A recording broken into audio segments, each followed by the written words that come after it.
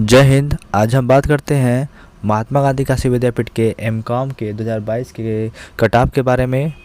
क्योंकि बहुत से लोगों के मन में ये सवाल है कि सर कट ऑफ कितना जाएगा, कितने पे एडमिशन होगा और कैसे इसकी प्रक्रिया है, किस अंक तक हम सिक्योर रहेंगे, सेफ़ रहेंगे ताकि हमें महात्मा गांधी काशी विद्यापीठ में सरकारी कॉलेज मिल जाए। तो इन सब बातों का जवाब हम आपके इस वीडियो में दे रहे हैं। तो कृपया आप इस वीडियो पे नज़र बनाए रखें। प्यारे भाइयों और बहनों, आप इस वीडियो से एक चीज़ तो सीख ही लेंगे कि हमारी जो काउंसलिंग प्रक्रिया है वह किस नंबर तक सेफ होती है, अधिकतम और कम से कम नंबर किस कैटेगरी में सबसे लाभदायक होती है, कितने कम नंबर में काउंसलिंग होती है, कितने कम नंबर में काउंसलिंग बंद हो जाती है। ये सब हम आपको बताते हैं और ये सच में आपकी काउंसलिंग में बहुत ही कारगर है। तो आइए चलते हैं वाइट बोर्ड पे, समझते हैं।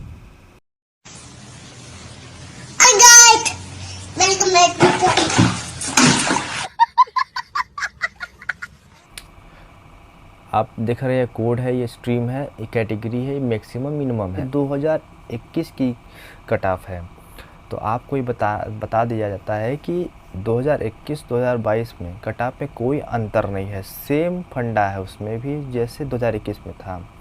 बशर्ते इस साल कुछ नंबरों में छूट दी गई है। वो आपको पता है क्योंकि 1.5 घंटे 2 घंटे का एग्ज़ाम भी हुआ था, नंबर अच्छे आए थे।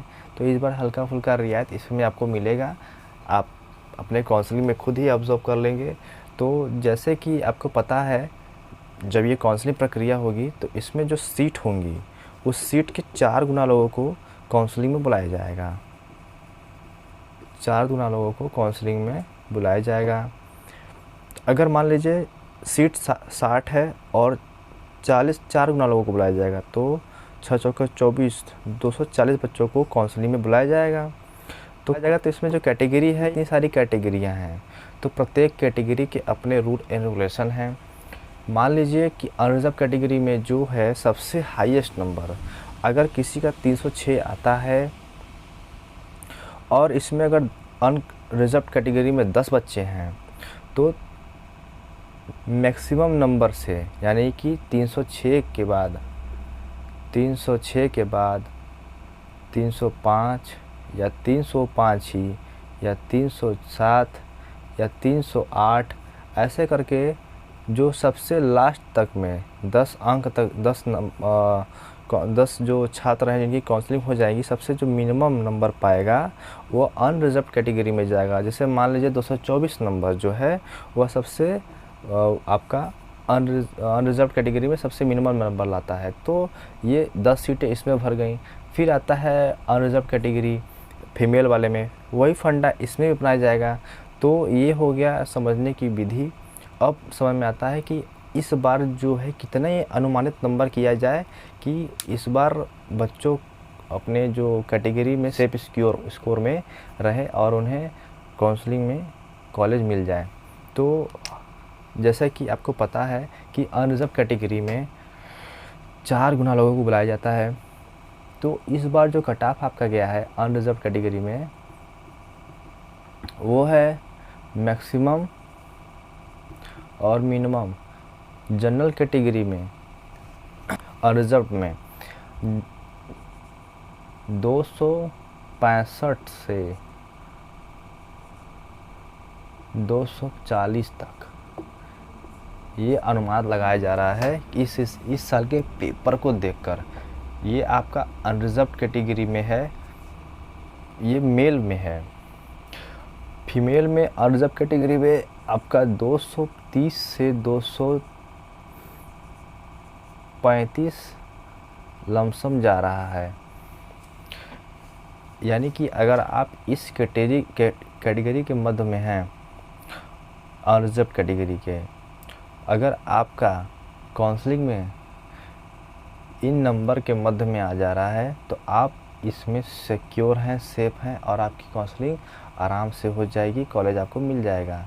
अदरवाइज़ अगर आप इससे कम जाते हैं मेल में तो आपको एडमिशन मिलने में थोड़ी दिक्कत आएगी। अगर कोई कॉलेज स्किप करेगा तो आपको उसके जगह पे मिल जाएगा। अब आते हैं EWS में। तो EWS मेल में यानी कि इकोनॉमिकल वीकर सेक्शन में, ठीक है, अगर इसमें आप 230 मैक्सिमम और 210 तक नंबर लाते हैं इस बार, तो आपको EWS सेक्शन में जो भी लोग अपना केंद्र से या प्रमाण पत्र जो भी बनवाए होंगे उन्हें एडमिशन मिल जाएगा।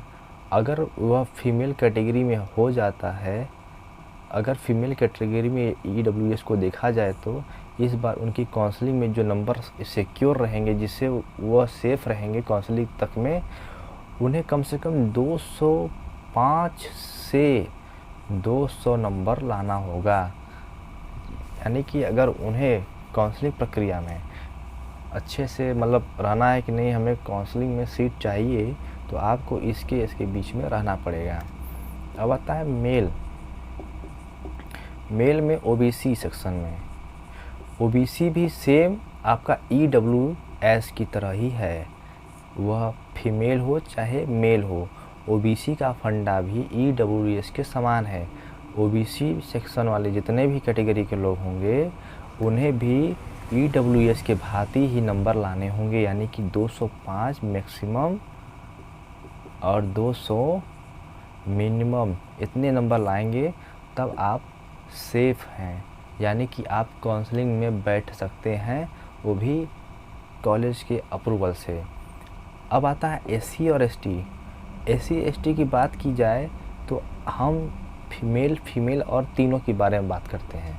अगर आपका 180 मैक्सिमम और मिनिमम 130 तक आता है तो इस बार आप काउंसलिंग में सेफ हैं और आपकी काउंसलिंग प्रक्रिया में कम से कम नहीं तो 2 राउंड तक आराम से पा सकते हैं और आपको कॉलेज भी आसानी से मिल जाएगा। तो अगर सूचना ये अच्छी लगी हो तो चैनल को लाइक करिएगा, सब्सक्राइब करिएगा। और ये 2021 का डाटा है और इसी पे आपको समझना पड़ेगा। इसको आप समझ लीजिए कैसे आपको समीकरण बैठाना है। और दूसरी बात ये रही कि काउंसलिंग में जब आप जा रहे हैं तो अपने हाई स्कूल, इंटर और ग्रेजुएशन के मार्कशीट जितने भी हैं आपके first year, second year, third year, आप उसको रेडी कर लीजिएगा। अपना आय जात निवास रेडी कर लीजिएगा प्रेजेंट टाइम का, क्योंकि आपको पता है कि कैटेगरी वाइज कॉलेजों का जो अलॉटमेंट हो रहा है, अगर आप अपना अलॉटमेंट अपने कैटेगरी में करना चाहते हैं तो आपका वर्तमान का आय जाति होना चाहिए, निवास भी। तो आप इन तीनों चीज़ों को अपना रेडी कर लीजिएगा। अपना आधार कार्ड अपने हाई स्कूल के मार्कशीट के अनुसार ही रखिएगा। अगर आपका आधार में कोई दिक्कत हो तो उसे आप अपडेट कर लीजिएगा।